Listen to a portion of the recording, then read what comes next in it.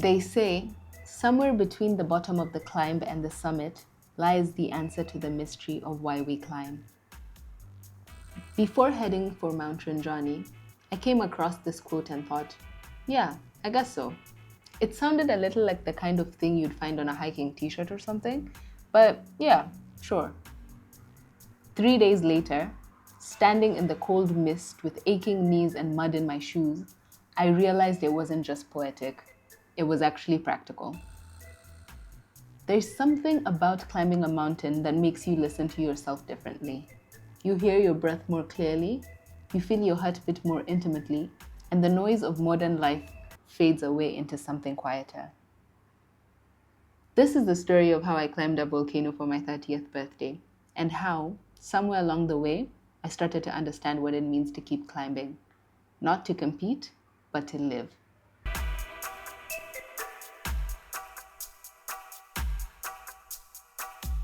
Turning 30 felt significant. Not at all in a crisis kind of way, but definitely a moment that demanded honesty and reflection. Back home in Nairobi, I'd probably have thrown a big party. The kind with food and music and speeches that start with, Wow, you've grown so much. or, If you're 30, what am I? or my fave, Guy, see, just the other day you were a baby. because I'm still green in Singapore, my friendships are still new and soft around the edges. Throwing a party for myself felt, I don't know, I just kind of felt a little shy, I guess. So I thought, if this birthday is going to be meaningful, let me earn it. Not with an expensive dinner, but with blisters and breathlessness and that beautiful, quiet feeling you get when you realize you're somewhere only your 2 feet could take you.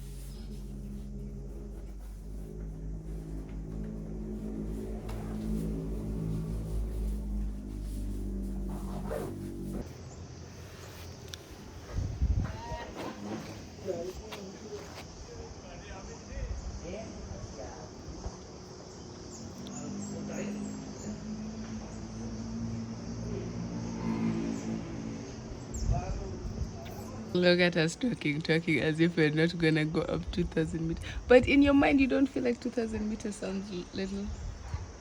That's just 2 kilometers.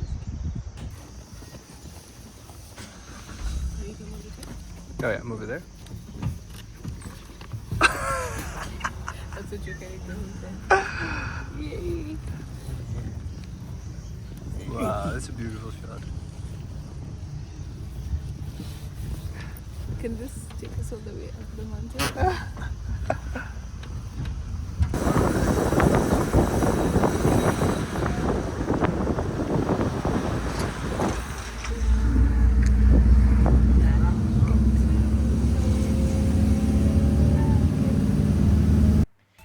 Day one began deceptively gently.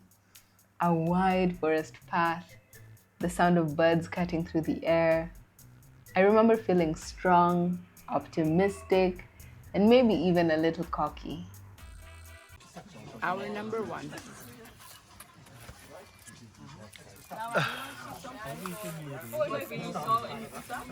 Free snacks too, so that's good.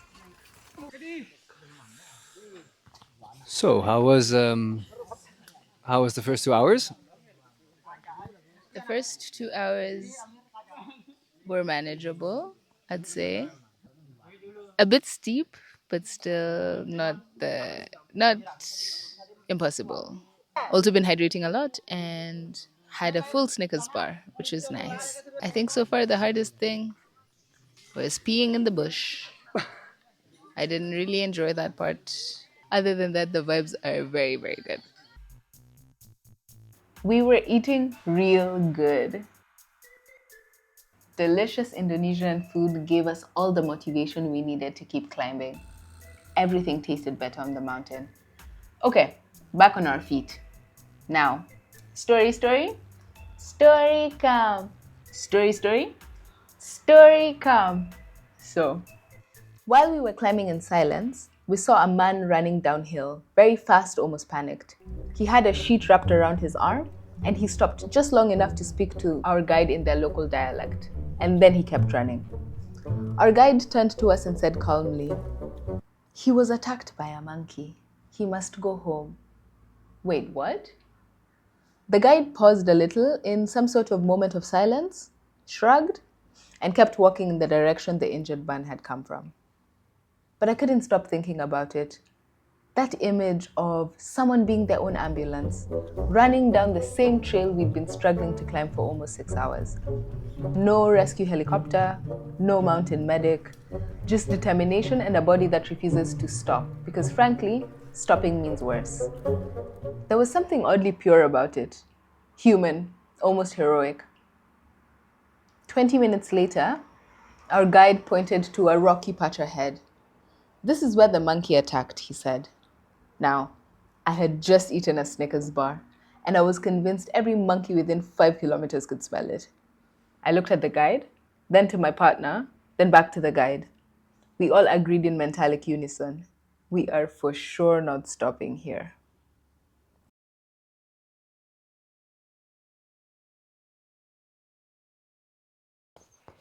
Okay, so we're officially almost at the crater rim, which is where we're going to sleep tonight. And just wanted to pause a bit and take a look at how far up we are. There were moments that were a bit challenging, especially because my shoes didn't have so much grip. But other than that, I still feel quite strong and grateful to have gotten this far. Last thing, the air is very, very crisp. It's very easy to breathe still. Um, yeah, all in all, still 10 out of 10. Shout out to these guys. The photos have been amazing, incredible, incredible. Agility, strength, resilience, endurance. Super chilling. I guess I'll see you at the campsite. A big extra river.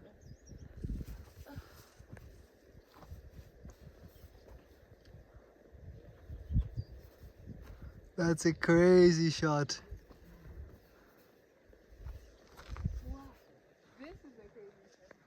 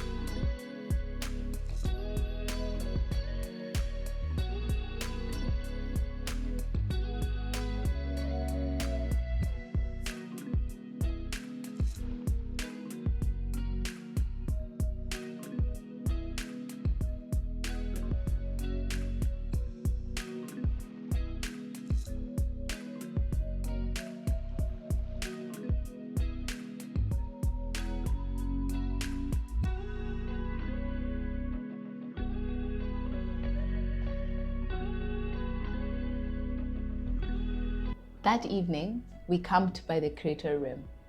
Dinner was soto betawi, a rich, flavorful beef soup that tasted just as heavenly as the views around us.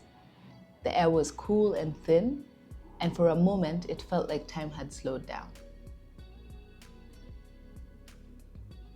As the last of the natural light slipped away, everyone settled into quiet routines, brushing teeth, zipping up tents, laughter softening into whispers. We were all winding down for an early night under the twinkle of the stars. For a while, I forgot about my birthday entirely. It was just silence and sky. The kind of stillness that makes you feel both small and infinite. No notifications, no reminders. The only calls I needed to answer were nature's calls.